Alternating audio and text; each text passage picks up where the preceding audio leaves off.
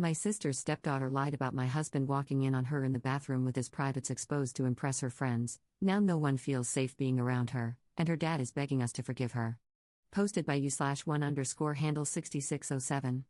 So the people involved here, me, 30F, my husband, 35M, my older sister, 35F, my sister's son Kevin, 14M, her husband Joe, 40M, and Joe's daughter Kelly, 15F. My sister has a blended family with her biological son, her husband, and her stepdaughter. I would say it's still a work in progress for them, but we all accepted and included Joe and Kelly in our lives. A few weeks ago, my husband and I organized a little get-together at our place to celebrate my birthday and for our family to spend time with our 6-month-old son. The people present were my sister and her family, plus our parents, so it was very intimate and chill. Everything went well, and nothing out of the ordinary happened. But some days after the gathering, my nephew Kevin came to our house and asked to speak to me about something concerning. For context, Kevin and Kelly attend the same school and have some mutual friends. My nephew told me that Kelly had been telling her friends that during the gathering, she saw her step-uncle's, my husband's, private part. She claimed she was in the bathroom, my husband entered without knocking, and he had his thing outside of his pants, which is how she ended up seeing it. This is absurd because my husband doesn't do this even when we are alone at home, and honestly, who does that when they know they have guests over? So I asked everyone who was present that day to meet at my parents' house and confronted Kelly. She started crying and confessed she lied to her friends. According to her, all of her girlfriends had already had some sort of intimacy and experiences, and she had none by that point. So she invented this story to look cool in front of her friends. I lost it. I called her disgusting, a psychopath, and told her she risked my son's father's life just to boost her stupid social life among her friends.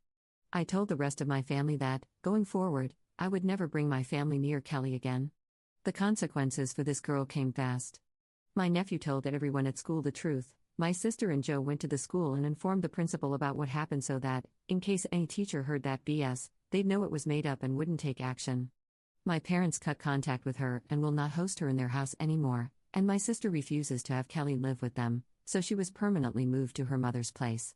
Before you start judging my sister for this, please keep in mind that she has a biological son who needs to be protected. If Kelly could so easily invent and tell those things about my husband, who can guarantee she wouldn't lie about her stepbrother too? Now Joe is obviously hurt and torn about everything that happened. He keeps telling me that Kelly is depressed and wants to apologize to my family, but I keep refusing. I explained to him that I don't need her apology and she shouldn't waste her time with this because I will never forget what happened or move past it. Joe keeps begging me to forgive her because she is just a stupid teenager, and maybe if my sister sees me forgiving her, she'll be willing to eventually accept Kelly back. I told Joe that a stupid teenager can have the power to ruin a man's life and reputation, so I'm not risking it. Also, I fully support my sister, and I want to protect my nephew too. Before Kelly was moved to her mother's, Kevin stayed with me and my husband for a few days. So I don't regret my decision at all. I stand by everything I said, but I feel bad for my brother-in-law. Regardless of how messed up his daughter is, he is a great guy, respectful and someone who really values the concept of family and honesty. So, I don't know, I guess I want to ask if I was the jerk towards him? /relevant comments. Downvoted commenter. This is a tough one, but I think I'm at you're the jerk. I think you can, and should, receive and accept the apology, but that by no means requires you to give up your boundaries. Actions, even ones that come with a subsequent apology, have consequences. You can forgive but not forget. You can choose not to have her in your life. That said, Kelly is a child, her frontal cortex isn't fully developed. She made an enormous mistake, and she will have to live with that. You didn't truly suffer any negative consequences, and all damage has been avoided. Your response kind of feels like you're kicking her while she's down. Ops response. I don't agree with this concept.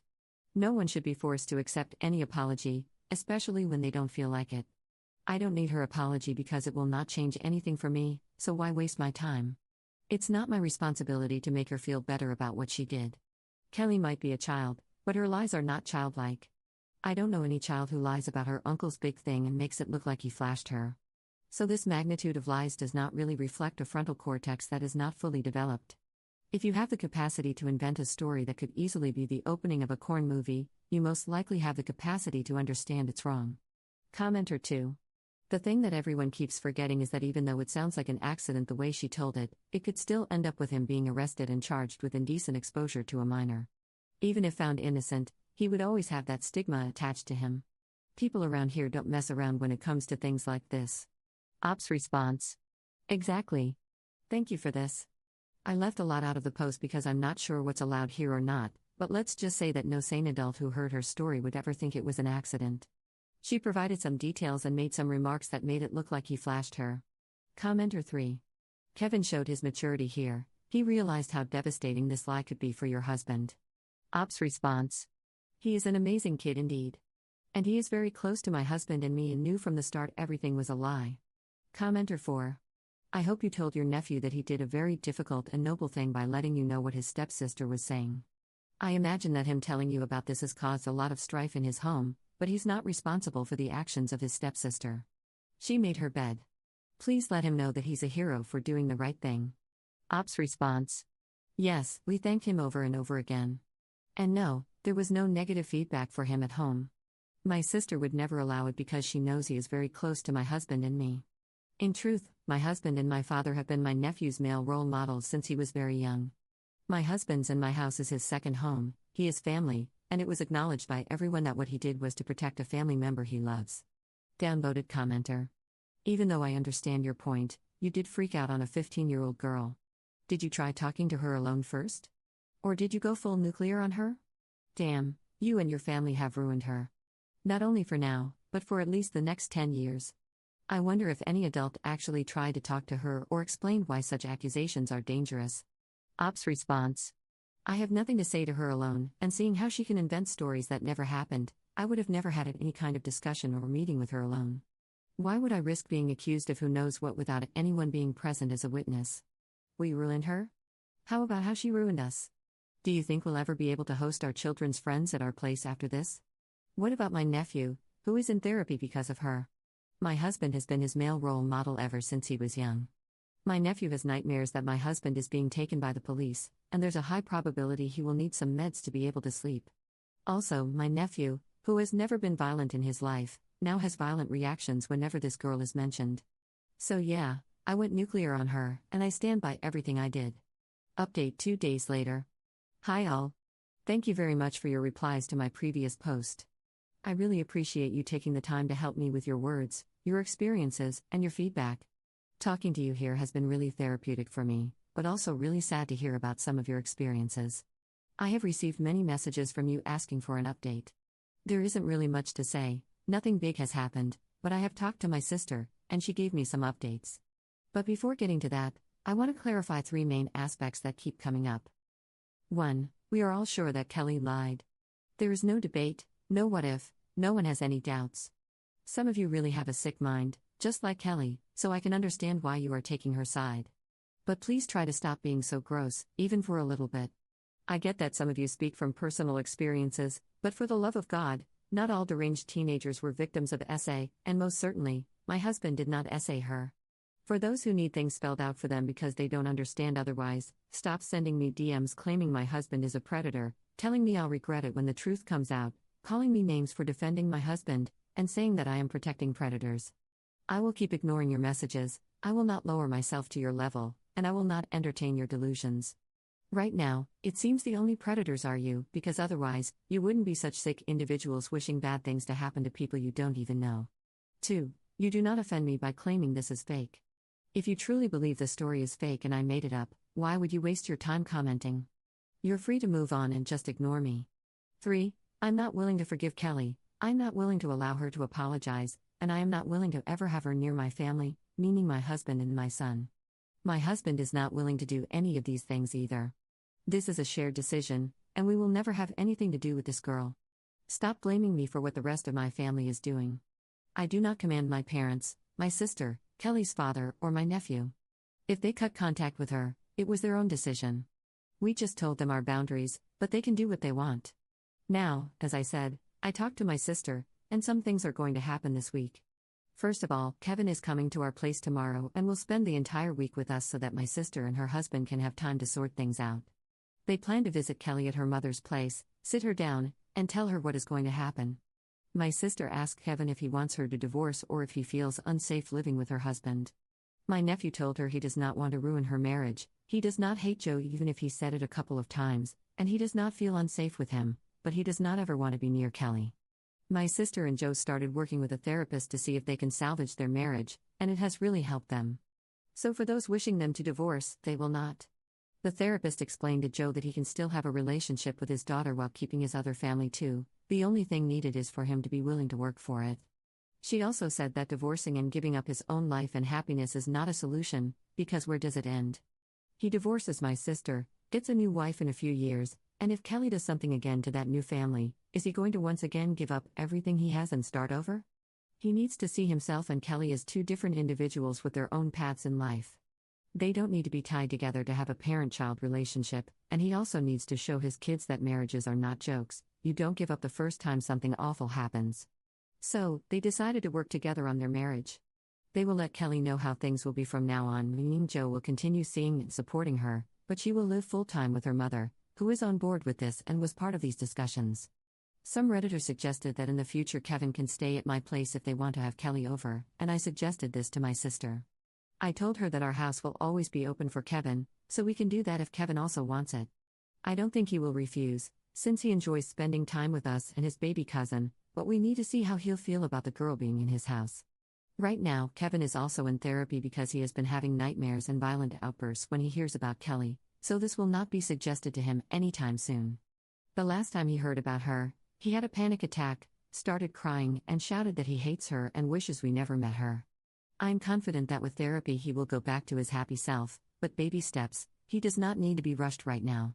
We are all focused on his well-being and mental health, and the summer break will be perfect for him. The girl will also be moved to a different school during this summer. This is for both her and Kevin, so they will not need to see each other at school, and she will avoid getting bullied. Her friends, whom she told the stories to, went home and told the drama to their parents, so now Kelly is forbidden from ever going to these kids' houses since their parents don't want to risk it. I'd like to say that I'm surprised, but honestly, I'm not. No sane adult will have someone like her in their home and risk being accused of things. I'm also somewhat happy the adults who were close to her in one way or another are aware of what is happening, so they are able to protect themselves and not have to face what we did. So that's pretty much it for now. I think I'll keep updating if anything interesting happens. I'm excited to have my nephew here for the week. I'll finally have my partner to game with since my boomer of a husband isn't that much into games, so obviously not as fun as Kevin. /relevant comments. Commenter. I think this is the first time I've seen a normal, adult reaction to addressing a marital issue, and this is very rare on Reddit. Most of the incels around here scream divorce right from the start. I also like the therapist's ideas, and they are right. You can't mess up your life and your partner's every time your child has issues. You can't give your child the power to ruin your life and the knowledge that you will leave everything you have every time they do something stupid. What I don't understand is why you would have to have your nephew in your home so that the girl can visit. I understand you don't mind it, but why should she go to Kevin's house and make him leave? Can't her father see her somewhere else? Ops response. In the foreseeable future, Joe will see his daughter somewhere else, and she will not be allowed at their house. Honestly, I suggested that option just thinking about Kevin's safety and comfort. My husband and I don't mind having him with us, and I want him to be safe. As I said, this is not something that will happen anytime soon or be suggested to my nephew anytime soon, but if it ever becomes an option, I just wanted us to have this solution available. Is Op's sister okay with Joe maintaining his relationship with Kelly? My sister is okay with Joe having a relationship with his daughter, but that relationship has to happen away from our family. For example, she has no problem with Joe seeing her, talking to her on the phone, attending her events, etc., but her conditions are, she does not come to her house, she is not to come near Kevin, and she will not attend our family events. So as long as we are all kept away, I don't see why Joe would have to go no contact with her. Op on her nephew Kevin's background, and if Kelly has tried to harm him in any way, and if Kevin is receiving therapy. Thank you. No, fortunately nothing else happened to him with Kelly, but this situation shocked him. His bio father and paternal grandparents were never in his life, so he was always the shared baby in our family, at first between my sister, my parents, and me. Later on, I met my husband when Kevin was really young, so he grew up with my husband. My husband and my father have been the only male role models he ever had before meeting Joe. When this situation happened, his first reaction was that something wasn't right, but later on, it hit him because he realized what could have happened. So now, his nightmares are mostly about my husband being taken away by the police, his mom or I being taken away, or him being taken away from his family, or his baby cousin being taken away from us. He was scared to show affection to us, like hugging my husband or me, because he was unsure if that could cause harm. We are working with him. We tried to keep as much as possible away from him, but he's not stupid, and he just got very scared. With therapy and time for him to see that we are all fine, I'm sure we'll go back to normal eventually. Op responds to a downvoted commenter regarding the peer pressure taking place from Kelly. Logically speaking, I fully understand your point of view. And I'm not saying it's wrong, but I'm left with these thoughts. I get peer pressure, I get wanting to brag to her friends, I get your point about wanting to be the object of someone's sexual affection. But she could have invented an imaginary person. She could have mentioned an imaginary family friend, an imaginary cousin, anyone. It's not like her friends even know my husband, he's not some eye candy for hormonal teens. So the concerning aspect is that she could have literally invented anyone for her imaginary story, yet she chose a very real adult who happens to be double her age. Now, she did it once. Who can guarantee it won't happen again? She invented a story about my husband with events that never happened. What if something actually happens by accident? What if, for example, my nephew enters a room while she's changing without knowing she's there? What if, in her next group of friends, she once again feels left out for not being able to relate to their experiences? What if she next invents stories about someone else in the family? Personally, if you were my husband, would you ever feel safe being in her presence? I don't see any healthy way for us to ever be in the same space again. Let's leave out the fact that we don't want to and focus on practical details. We don't trust her. Having her near us again would mean always having to move in pairs so that there is always a witness present, just in case, or constantly recording everything. Having her in the same space with us would mean her father having to be with her nonstop. She wants to use the toilet? Fine, take her hand, take her there, wait for her, and then take her back, please. This is uncomfortable, unnatural, and forced. I'm sorry, but there are things you can never come back from, and this is one of them in my book. The risks are too high, and it's not worth it. What does Kelly's mother say about this incident? From what I know from my sister, Kelly's mom sent her apologies to us for everything that happened and is shocked as well. I assume it's not easy for any parent to find out about such lies told by their own kid. She is working with Joe on this and agreed to keep Kelly full-time with her and far away from us. Joe stopped trying to insist on us forgiving her, and no, she did not try to reach out. Is Kelly receiving therapy? I think she was put in therapy by her parents. I can't imagine her father starting therapy with my sister but not putting Kelly into it.